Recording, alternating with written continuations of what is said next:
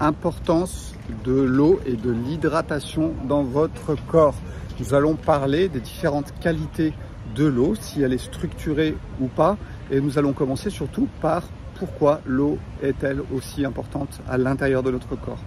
L'eau, c'est tout votre volume sanguin, donc s'il n'y a pas assez d'eau, votre volume sanguin, il est un peu en déséquilibre. L'eau, c'est aussi le transport de certains aliments, notamment dans le sang, mais au travers de la cellule. Et puis l'eau, c'est aussi comment vous faites, par exemple, quand vous allez laver par terre. Eh bien, vous allez utiliser de l'eau. Eh bien, c'est exactement ce qui se passe à l'intérieur de votre corps.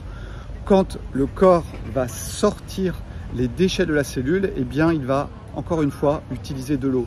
Donc, l'eau est quelque chose de très important à l'intérieur de votre corps. Il en faut suffisamment. Mais nous pouvons alors parler de la qualité de l'eau. Et moi, j'aime bien parler de la structure de l'eau. Une eau structurée, c'est quoi? C'est une eau qui est vivante. C'est une eau que vous allez trouver dans les légumes, dans les fruits, dans l'eau de coco par exemple. Alors je sais qu'en France c'est plus difficile de la trouver non stérilisée, mais l'eau de coco, eh bien vous ne savez peut-être pas, mais on peut faire des transfusions de sang, ça a déjà été fait avec de l'eau de coco, ce qui permet de bien comprendre la vie qui est à l'intérieur. Je vous ai déjà fait des vidéos aussi sur l'eau de mer diluée que l'on peut aussi injecter et qui va avoir un impact très important à l'intérieur du corps. Donc boire l'eau de qualité, c'est quelque chose de très important. L'eau du robinet, vous le savez, elle n'est pas au top.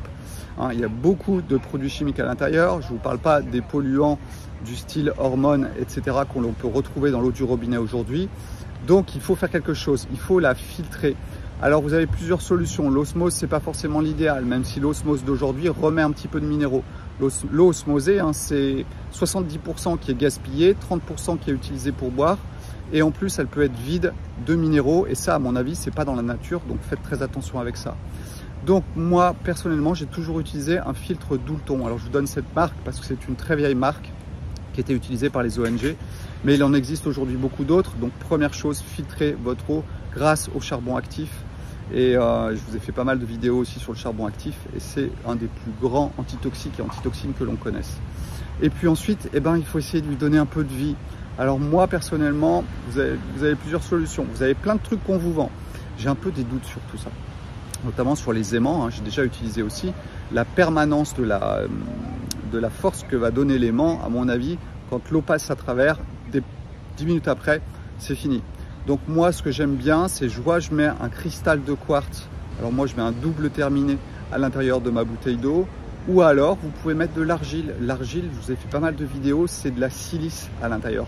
La silice, c'est la vibration de la terre. Donc, il est possible que quand vous buvez une eau de fontaine, par exemple, elle n'est pas structurée comme dans le vivant, dans un fruit ou dans un légume.